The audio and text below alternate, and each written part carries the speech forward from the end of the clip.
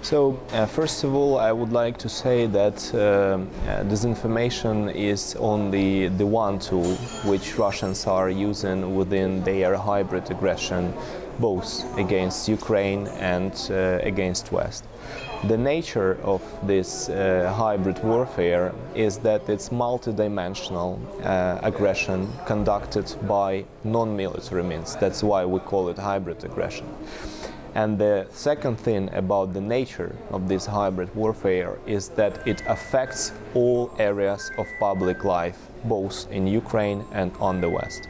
Again, it's about politics, civil society, cultural area, church, of course, religion, sport, everything which Russians could use to affect in a hybrid way Ukraine or our Western partners, including Kosovo, they are using. And of course, media and disinformation is one of the main tools which Russians are using.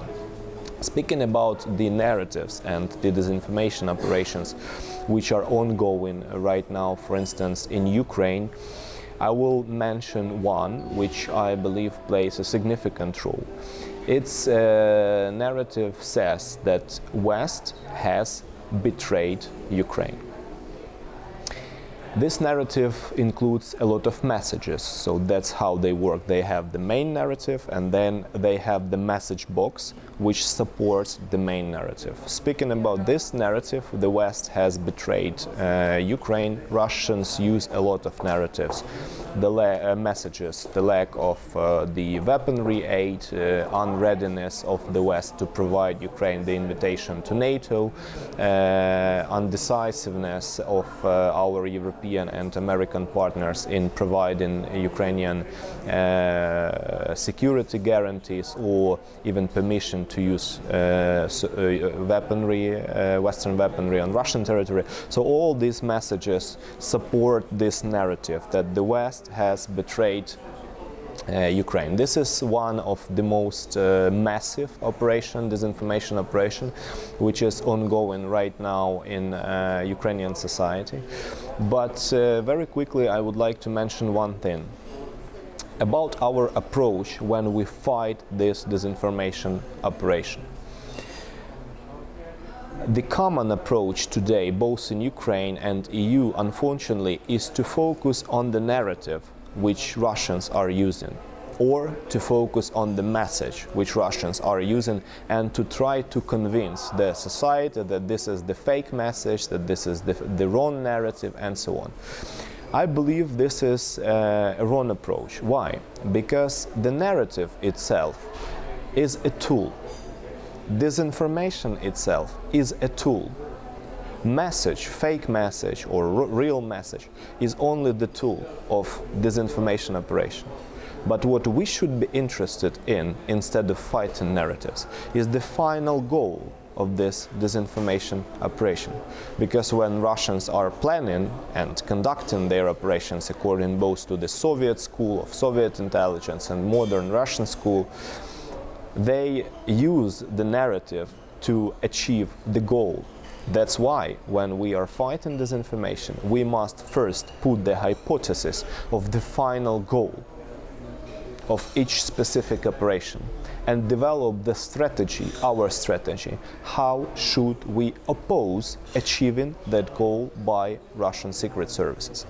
To summarize about this specific operation, which use this narrative that the West has betrayed Ukraine.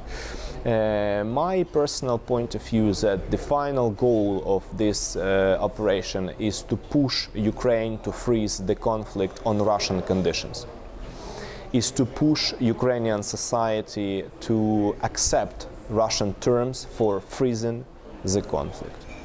So I believe that our strategy to fight this operation should be focused on fighting that final goal.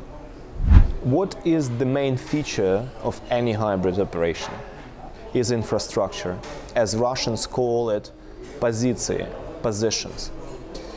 Russians has built widespread infrastructure for conducting hybrid operations in Serbia.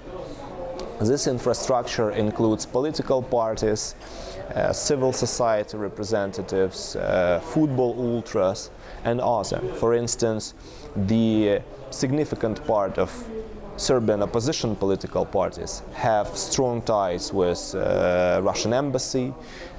Some of those political parties even had agreements with Putin's party United Russia. If we speak about far-right and extremist groups such as Srpska Akcija or Club 451 and some other, they have really strong connections with Russian military intelligence. Some of them has also smaller partners in Serbia. If we speak about civil society, other organizations, they also have these ties. And what do we see regarding Kosovo? All these organizations, including the organizations which I have mentioned, are opposing EU initiative on regulating Kosovo situation. The last example is Serbian football ultras of football club Partizan and football club Crvena Zvezda. Both those ultras groups has their ties with Russia.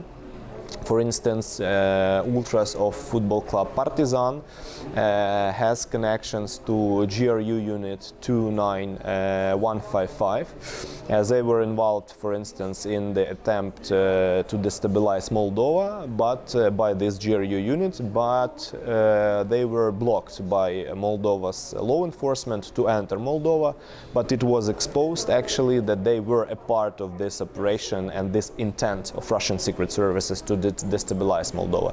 And the other football club ultras, Crvena Zvezda, they have very close and tight relations with Moscow Spartak ultras, who are under control of Russian secret services themselves. And what do we see?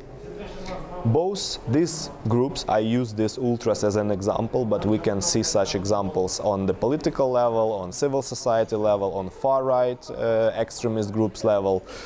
But speaking about these ultras, they are demanding Kosovo and Metohija to get back to Serbia. So their narrative, Kosovo is Serbia. Their narrative, Metohija is Serbia.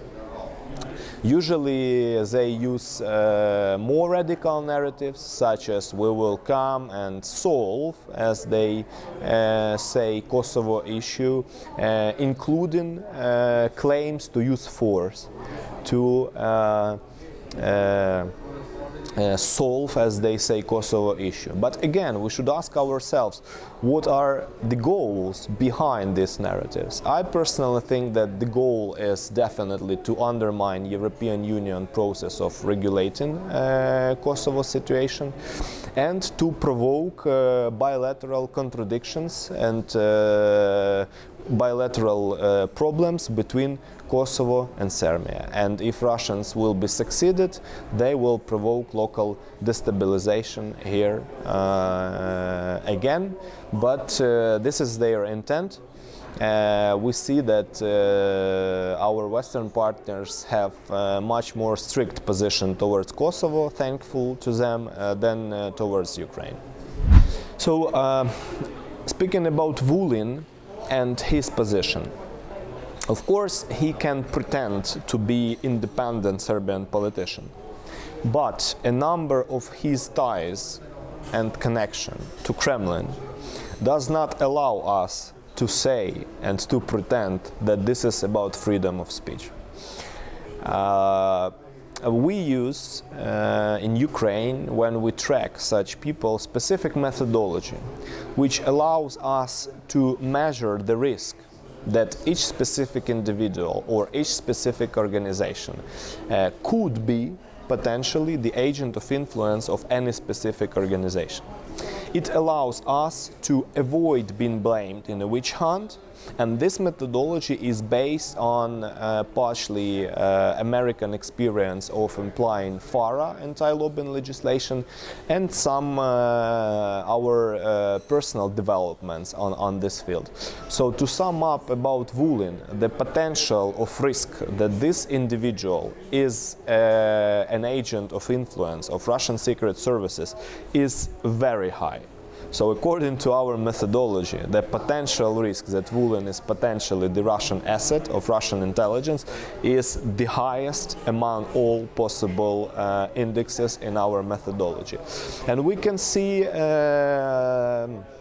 his activities, for instance, during last environmental protests, when Vulin blamed the West and specifically EU, if I'm not mistaken, in an attempt to provoke the revolution and destabilization in Serbia.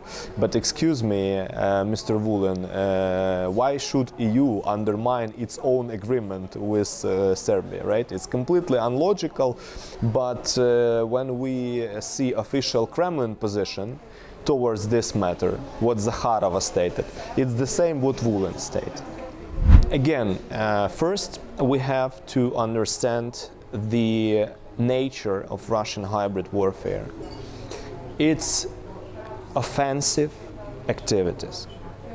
The second thing, speaking about the nature, is that it's not Russian civil society behind this hybrid warfare.